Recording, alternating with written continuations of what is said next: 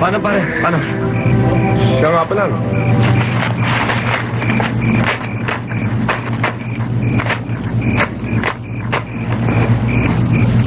50 to, pare. Tigbe 25 tayo. Sa'yo na yan, pare. Kailangan mo yan, eh. Kahit naman ang airpat, eh. Ayos lang. Boss, ako.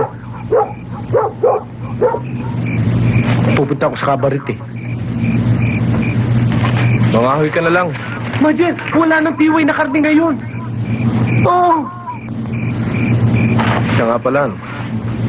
Pare, bukas, muna tayo sini, ha?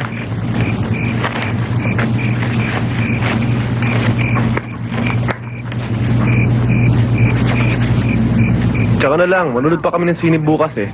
Bukas na. Majel! Majel! Tama na yan. Oh, bakit, boy? Tama ang pakiramdam ko, parang... duduan. Naku, kasabihan talaga yan, eh. Pag nakaw ang kinain, hindi natutunaw. Tarantado.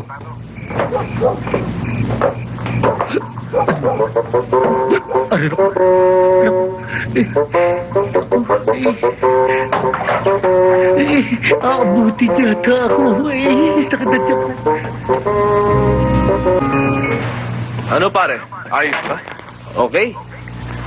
Kaya pala maraming nasisira ng ulo sa mga lalaking mahilig sa ganong klaseng babae.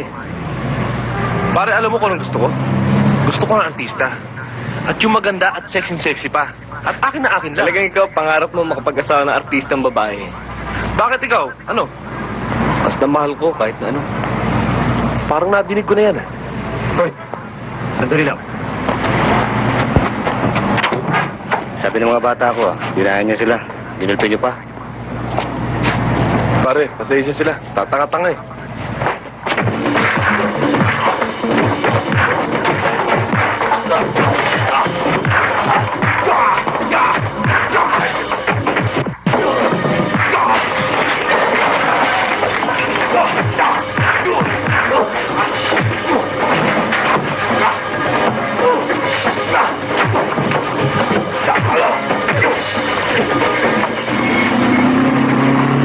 Pare, parak!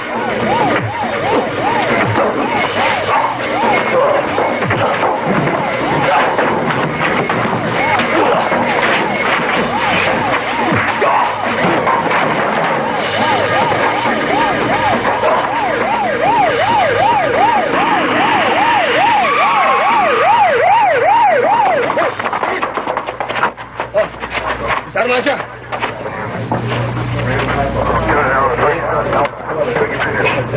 On 6-4, make affirmative. Left turn on 7, hold short of runway 31.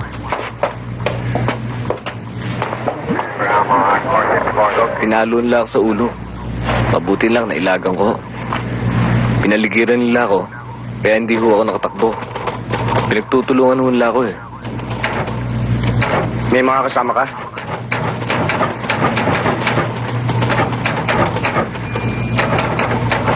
Wala ho. Ako lang ang mag-isa. 5 ho sila. Bigla kami nilusog. Pinagsisipa kami. Totohanan nga. Yung isang kasama ko, umawat lang. Biglang tinaganit ro. Inaamin ba pagkapatay sa taong yun? Ano? Oo.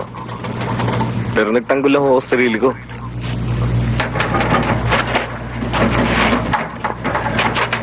O ano? Kamusta yung dinala nyo? Ayos ba? Hindi ho, sir, eh. Patay na ho na dating namin sa ospital. Sir, ito nga pala yung aking report. O ano? Narinig mo yung sinabi na kasama ko. Paano ngayon? Patay na yung tinaga mo. Di kailangan ikulong kita. Ha? Mama pulis, pwede yung magtanong kasi yung anak ko pinatay eh. Ayun. Saan? Ayun na pumatay. Yun ba? Oo. Walang yaka. Ikaw palang pumatay sa anak ko. Napakawalang tama na. mo. Tama na, Macy. Bakit mo pinatay Ako ang lang anak bala ko? sa kanya. Tama na. Tama na. Pare, Anak ko. ganun sa loob. Pinatay Una ang mo yung statement, anak ha? ko. Nung hindi kami Tama na. kabilang buwan. Walang yaka. Tira.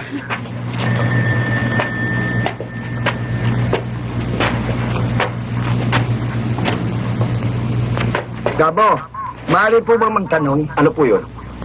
Tay!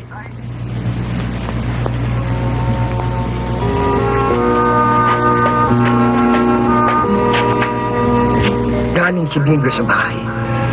At ipinaalam sa akin na naririto ka raw. Bakit? Ano ba nangyari, anak? Tay, nakapatay ako ng tao eh. Pero talagang hindi ko sinasadya. Tay, huwag niyo akong papabayaan. Tulungan ho niyo ako. Sisikapin kong makakuha ng pampiyansa sa kaso na. Kausapin ho niyo si Bingo. Sabihin niyong nakikiusap akong tulungan kayong makakuha ng pampiyansa para sa akin.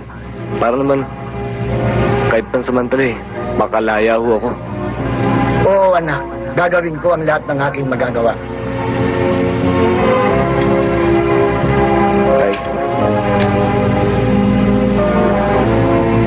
patawarin niyo ako. Wala akong magagawa, Mambestre. Alam naman yung kalagayan ko. Nakulong ang anak ko. Pero, nang sandaling yun, ay kayong magkasama eh. Kasalanan din ho niya, kaya siya nakulong. Nung madirig yung mga pulis na dumarating, sinigawan ko pa nga siya. Para sumibat. Ngayon ako pa sinisisi niyo. Ipinaliliwanag ko lamang ang sitwasyon. Magkaibigan kayo ng aking anak eh. Magkasama kayo sa lahat ng lakad, maski na nung gabing yun. Magkaibigan nga ho kami. Pero pagdating sa ganyan klaseng gulo, ibang usapan na ho yun. Mahirap lang sumabit eh. Isa para ang bulo yun eh. Kahit na sino pa pwedeng patungan ng may kasalanan. Ang hirap sa kanya eh. Inamin pa niya. Inamin niyang ipinagtanggol lamang niya ang kanyang sarili. Masama ba yun?